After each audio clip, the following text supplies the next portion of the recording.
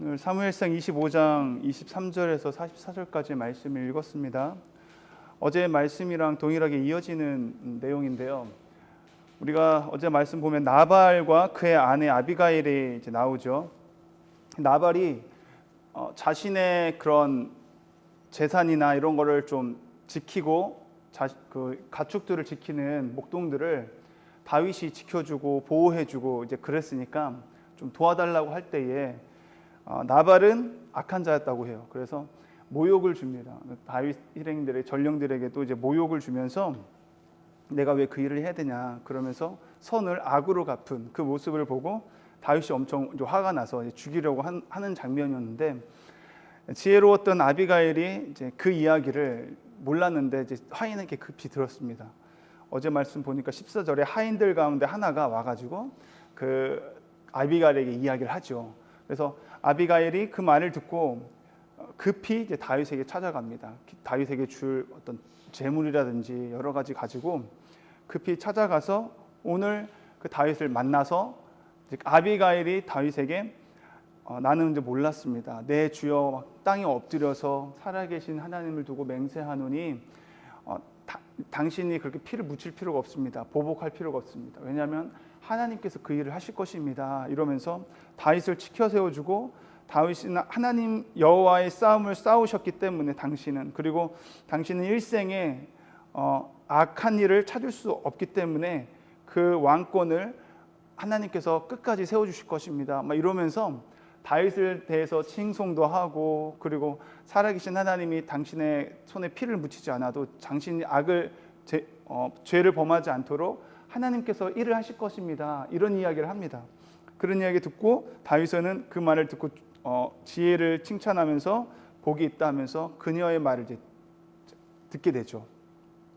그리고 나서 아비가일이 다시 집에 갔을 때 나발이 큰 잔치 가운데 술에 흠뻑 취해 있으니까 그 다음날 아침에 정신이 온전할 때 그 나발에게 아비가일이 이야기를 해줍니다.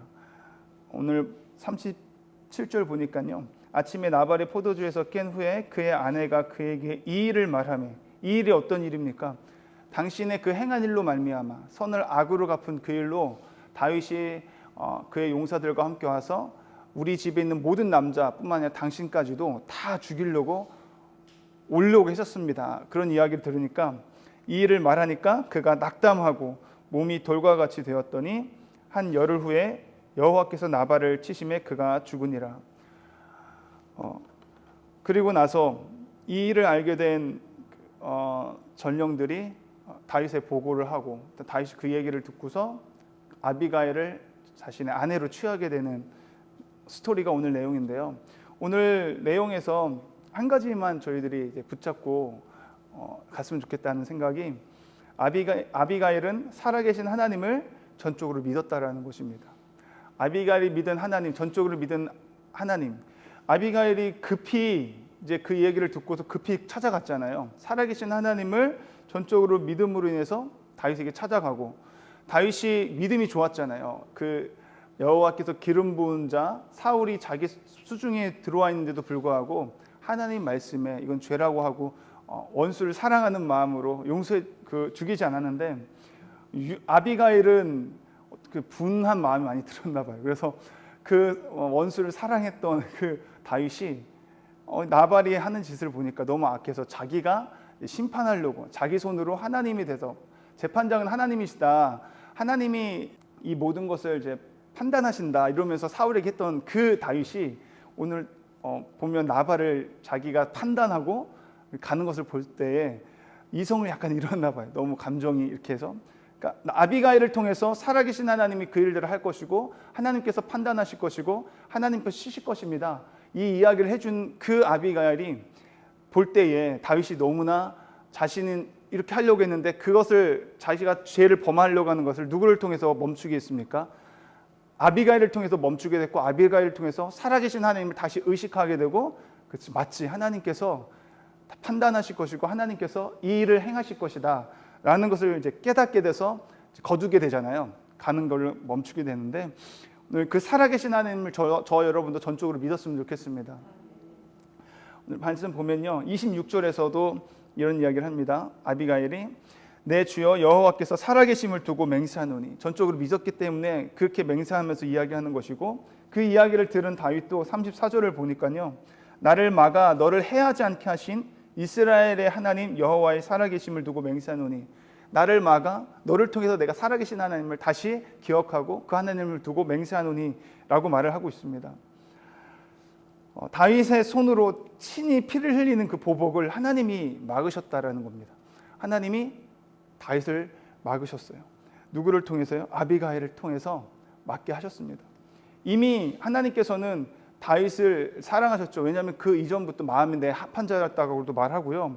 오늘 이 아비가일이 고백했던 것처럼 28절 말씀에 주의 여종의 허물을 용서하여 주옵소서. 여호와께서 반드시 내 주를 위하여 든든한 집을 세우시리니. 다윗의 왕권을 이야기하는 거예요. 그 이유가 있는데, 그것은 내 주께서, 다윗이 여호와의 싸움을 싸웠기 때문이고, 다윗이 일생에 하나님 앞에서 악한 일을 찾을 수가 없었기 때문입니다. 지금 하나님이 당신의 나라를 세우시고 당신의 왕권을 붙들어 주시는 이유는 여호와의 싸움을 싸웠다고 하고, 당신의 일생에 있어서 악한 일을 안 저지르고 선한 일을 하나님 앞에서 했다고 하잖아요.